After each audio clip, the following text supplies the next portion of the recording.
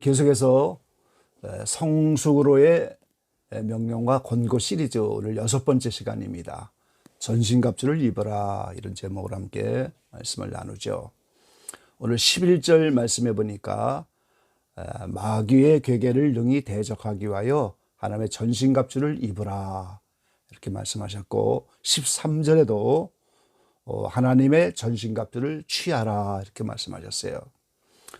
이 성경에는 에베소 6장 외에는 전신갑주에 대하여 다른 말씀이 없죠. 그래서 이제 이것이 언제 어떻게 입는 것인지 그 기준을 자세히 알기가 매우 어렵습니다. 그러나 로마서 6장 13절 말씀 보면은 너의 지체를 의의 병기로 하나님께 드리라, 이렇게 의의 병기라, 이런 말이 나오는데요. 이것이 죄와 연관이 있다는 사실을 알 수가 있어요. 로마서 6장 13절 말씀에 보면은 너희 지체를 불의의 병기로 죄에게 드리지 말고 그랬어요. 불의의 병기, 이 죄 가운데서 우리의 지체가 사용되면 그건 불의의 병기인데, 오늘 의의 병기로 하나님께 드려라. 이것을 이어서 보면은 14절에 죄가 너희를 주관치 못하리라. 그러니까 의의 병기는 죄가 주관하지 못해서 죄를 짓지 않는 상태에서 죄를 짓는 불의의 병기가 아니다 하는 사실을 짐작할 수가 있는 거죠. 같은 로마서 6장 15절 말씀에 보면은 우리가 법 아래 있지 아니하고 은혜 아래 있으니 죄를 지으리요 그럴 수 없느니라 그랬어요. 이 죄를 짓지 않는 상태가 바로 의의 병기라고 하는 것을 엿볼 수가 있죠. 17절에는 우리가 다 본래 하나님의 종이 아니고 죄의 종이더니 그랬어요. 다 죄를 짓는 사람은 죄의 종이죠. 이게 마귀의 종입니다. 그런데 우리에게 전하여진 말씀을 순종하여 죄에게서 해방이 되면 의에게 종이 된다 그랬어요. 의의 종이 되는 거죠. 그게 죄를 해결하는 거예요. 죄에서 해방이 되면 이제는 죄의 종이 아니고 의의 종이고 하나님의 종이 되어서 의의 병기로 자신을 드릴 수가 있다는 거죠. 그래서 에베소 6장 13절의 본문 가운데서 악한 날에 능히 마귀를 대적하고 모든 일을 행하기 위하여 서기 위함이라. 그래서 이 전신갑주는 이 악한 날 마귀와의 싸움에서 승리하는 이때 입는 것이다. 다시 말하면 의의 병기가 되어질 때, 죄에서 해방될 때 입는 것임을 우리가 짐작할 수가 있는 거죠. 6장 16절에는 악한 자의 모든 화전을 소멸하고, 이 불의 전쟁입니다. 악한 자 마귀가 죄를 짓게 하는데 이 마귀와 일전을 해서 죄에서 해방되는 그 마지막이 불의 싸움이에요. 그래서 그것이 죄를 짓지 않는 의의 병기다. 이것이 일맥상통한다는 사실을 통해서 전신갑주는 우리가 죄에서 해방될 때 입는 것이구나, 의의 종이 될 때 입는 것이구나, 이런 기준을 짐작할 수가 있다는 거죠. 근데 감사하게도 천려역정이라는 책에서는 이것을 좀 더 자세하게 우리에게 깨닫게 하셔서 언제 어디서 오늘 전신갑주를 입는가 하는 사실을 알려주고 있습니다. 존 버년이 자신의 영적인 경험을 꿈 이야기로 펼쳐서 쓴 책이 천려역정이죠. 근데 이 천려역정을 온 세계 사람들은 제2의 성경이다, 이렇게 표현합니다. 이 성경처럼 많이 읽히기도 하지만 이 존 버년의 천려역정 이야기가 단순한 이야기가 아니고 하나님 나라에 도달하는 과정을 이야기한 거예요. 그래서 이것이 애굽을 떠나서 광야 40년을 지나서 하나님 나라의 모형으로 정한 가나안 땅까지 도달하는 과정, 이거를 존 버년의 영적인 경험을 꿈 이야기로 펼쳐서 쓴 거예요. 그래서 이 천려역정을 성장론적으로 해석하지 않으면 아무 의미가 없는 거예요.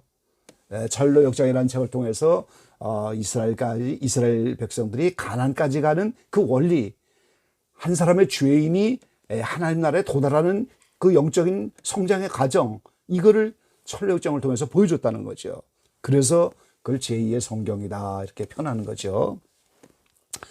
사실은 성경 전체가 천례역정 이전에 이스라엘 백성을 모형으로 하여 가나안 땅 하나님 나라에 도달하는 완전의 길, 제가 이번에 시리즈에 말씀하는 것이 성숙으로의 명령과 권고인데, 이 성숙이 바로 완전인 거예요. 그게 장성한 분량인 거예요. 그게 온전이라고도 이렇게 표현이 되어 있습니다. 그래서 다 같은 말인데, 이 성숙에 도달하는 길, 완전에 이르는 길, 장성한 예수님의 분량에 이르는 길, 이것이 오늘 우리를 부르신 하나님의 구원의 목적이고, 그게 우리의 구원의 완성점이에요. 그래서 성경 전체는 이 완전의 길을 계속해서 보여주고 있다는 거예요. 몇 가지 예를 들자면 창세기 1장 2절로 2장 3절까지, 이것이 이제 창조의 한 주간이죠. 이것도 단순한 우주 만물과 사람을 창조한 이야기가 아니고, 한 사람의 개인과 인류 역사 전체에서 오늘 하나님 나라가 나타날 때까지의 완전의 길을 보이는 거예요. 아가서도 마찬가지죠. 솔로몬과 술람미의 이야기를 통해서 예수님과 그 신부 이야기, 그들을 통해서 어떻게 완전의 길에 이르는가, 그걸 오늘 보여주신 거예요. 그래서 아가서도 단순한 사랑 이야기로만 해석하는 것이 아니고, 천례역정처럼 완전의 길로 가는 성장론적인 이야기로, 이런 과정의 이야기로 이렇게 우리가 이해할 때 이것을 깨달을 수가 있어요. 루키서도 마찬가지죠. 인류 역사가 어떻게 하나님 나라에 이르기까지 완전의 길을 가는가, 먼저는 선민인 이스라엘을 부르고 그 다음에 이방인을 불러서 그들이 어떻게 접붙임을 당해서 함께 하나님 나라에 이르는가, 이런 접붙임의 원리를 룻기를 통해서 보여주셨어요. 그러니까 그것도 완전의 길입니다. 마태복음 5장 1절로 12절까지 흔히 팔복이라고 하는 이 말씀도 이게 8단 진복이에요. 진짜 영생이라고 하는 복을 얻기까지 8개의 계단을 올라갔는데, 이것도 완전의 길을 우리에게 보이신 거예요. 한 사람의 개인이 또 인류 역사 전체가 어떻게 하나님 나라에 이르는가, 그 과정을 보이신 거예요. 모든 성경의 결론이고 구속의 결론인 요한계시록도 인류 역사 구속의 완전의 길을 우리에게 보여준 거예요. 고린도전서 10장 1절로 13절에 이스라엘 백성을 중심으로 하여 그 모형적으로 하나님 나라에 이르는 길을 또 우리에게 보여주셨어요. 성막의 7개의 도구를 통해서도 이제 완전의 길을 가는 길을 보여주셨어요. 마태복음 13장의 7가지 천국비를 통해서도 예수님은 창세로부터 감추인 것을 보이신다 그랬어요. 그러니까 오늘 마태복음 13장도 하나님 나라에 이르는 과정, 완전의 길을 우리에게 펼쳐 보이신 거예요. 그 외에도 뭐 시편이라든가 다니엘, 여기에서 부분적으로 숨어있는 완전의 길이 많이 있죠. 그래서 하나님이 영으로 계신 그분이, 눈에 보이지 않는 그분이 너희가 완전에 이르어야 된다 명령하시고, 성숙하라, 자라나라, 그러면서 우리에게 그 완전의 길을 제시한 것이 성경인 거예요. 그래서 그 성경 외에 유일하게 이 완전의 길을 보이신 것이 천례역정이다 이 말이에요 지금. 그래서 그것을 우리가 제2의 성경이다 이렇게 표현을 하고 있는 겁니다. 그 천례역정에 보면은 전신갑주 이야기가 나오죠. 이 천성을 향해서 떠났던 기독교가 여러 과정을 지나서 미궁이라고 하는 곳에 이르러서 오늘 전신갑주를 입는 것을 우리가 볼 수가 있어요. 그래서 그 미궁이 바로 아블론과 싸움, 그러니까 마귀입니다. 원수 마귀와 마지막 악한 자의 화전이라고 한 이 마지막 싸움이 있는데, 그 마귀를 대적하기 전에 하나님이 입혀주시는 거예요. 그러니까 이 전신갑주를 입지 않으면 아블론이라고 하는 오늘 마귀 사탄, 이거를 최종적으로 싸워 이길 수가 없어요. 그러니까 이것이 하나님의 영원한 생명을 받기 직전의 싸움이고, 가나안 땅 들어가기 직전의 싸움이고, 이것이 오늘 이기는 자가 되는 거예요. 우리가 지금까지 기적의 방을 통해서 이기는 자의 개념을 많이 배웠는데, 그게 바로 신부되는 것이잖아요. 그게 신의 성품에 참여하는 겁니다. 그게 바로 오늘 사랑이 그 마음속에 부어지는 단계란 말이죠. 그래서 이 전신갑주는 바로 천리역정을 통해서 우리가 가나안 들어가기 직전에 받는 것이 오늘 전신갑주구나. 마지막 아블론과 싸움 직전에 이걸 잊고 싸워야 이기는 거구나. 이걸 싸움을 이겨가고 이기는 자가 되기 위해서는 전신갑주를 입어야 되는구나. 신부가 되려면 반드시 전신갑주를 입고 마지막 싸움을 싸워야 되는구나. 신의 성품에 도달하면 반드시 전신갑주를 입어야 되는 거구나. 하나님의 사랑이 우리 안에 부어지려면 전신갑주를 반드시 입어야 하는 것이다 하는 사실을 우리가 알 수가 있는 겁니다. 짧은 시간이지만 그럼 마지막으로 그러면 이 전신갑주의 실제적인 내용이 뭐냐 하는 거죠. 여기에 보면 이제 전신갑주의 실제적인 내용이 14절에 보니까 진리로 너희 허리띠를 띠고 그랬어요. 진리의 허리띠를 띠어야만 한다는 거죠. 그 다음에 의의 흉배를 붙이고 그랬어요. 그 다음에 평안의 복음에 예비한 것으로 신을 신고 그랬어요. 그리고 믿음의 방패를 가지고 그 다음에 구원의 투구와 성령의 검, 곧 하나님의 말씀을 가지라 그랬어요. 여기서 하나님의 말씀을 빼놓고 나머지는 전체가 전신갑주로 방어용입니다. 이 진리의 허리띠, 의의 흉배, 평안의 복음의 신, 믿음의 방패, 구원의 투고, 이게 머리부터 발끝까지 전부 이 방어하는 거예요. 지금 이 사탄이 특별히 이제 천리역정에 보면 아볼론이 이 불을 토하면서 이 기독도를 태워 죽이려고 이렇게 하는데 이 전신갑주가 입혀지지 않으면 그걸 이길 수가 없는 거예요. 그렇기 때문에 오늘 우리가 이 전신갑주에는 반드시 진리의 허리띠가 있어야 되고 의의 흉배, 그러니까 의인이 됐다고 한 증표로 받게 되는 흉배인 거예요. 그리고 복음에 예비한 신, 그 다음에 믿음의 방패, 또 오늘 구원의 투구, 이게 전부 전신갑주의 내용인데 그게 방어용이다 그 말이에요. 그리고 오직 적을 쓰러뜨려서 죽이려면 공격용 무기가 있어야 되는데 그게 유일하게 성령의 검이다 그랬어요. 17절에 말씀하시죠. 성령의 검, 그리고 그것이 곧 하나님의 말씀을 가지라 그랬어요. 그러니까 우리가 아무리 방어를 잘해도 이 공격해서 상대방을 쓰러뜨리려면 반드시 말씀이 있어야 돼요. 이 축구 시합에서 아무리 방어를 잘해서 골을 먹지 않아도 한 골이라도 넣어야지 이기는 거지. 그렇지 않으면 무승부로 끝나고 말잖아요. 그러니까 반드시 한 골을 넣는 것처럼 상대방을 쓰러뜨려야 되는데 그게 유일하게 성령의 검인 하나님의 말씀이다 이렇게 표현하고 있는 거예요. 그래서 오늘 우리가 말씀으로 무장되지 않으면 결코 적을 쓰러뜨릴 수가 없는 겁니다.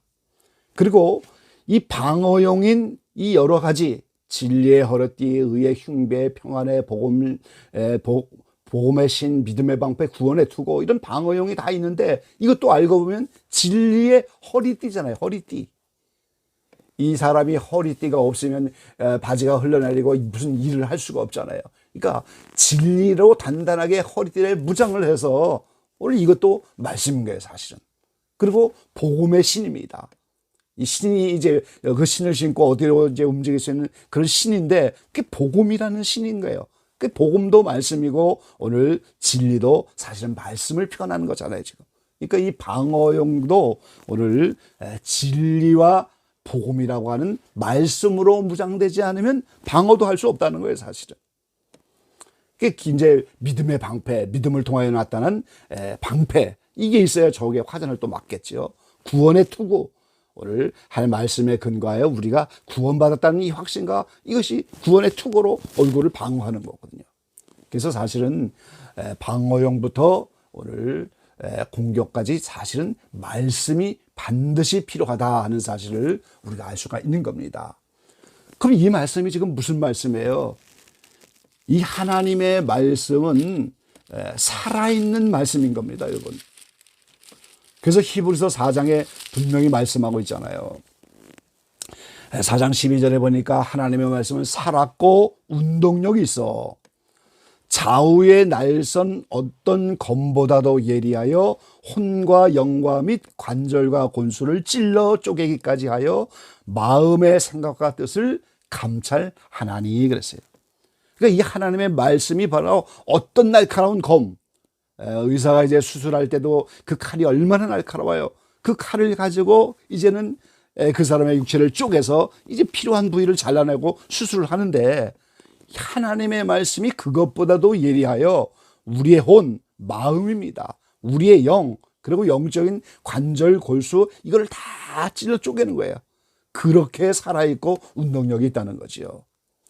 오늘 초반에 말씀드린 것처럼 이 전신갑주가 죄 문제를 해결하여 오늘 하나님의 종이 되고 의의 종이 되고 죄에서 해방된 경지에서 입는 것이다 하는 걸 우리가 이제 말씀을 드렸잖아요.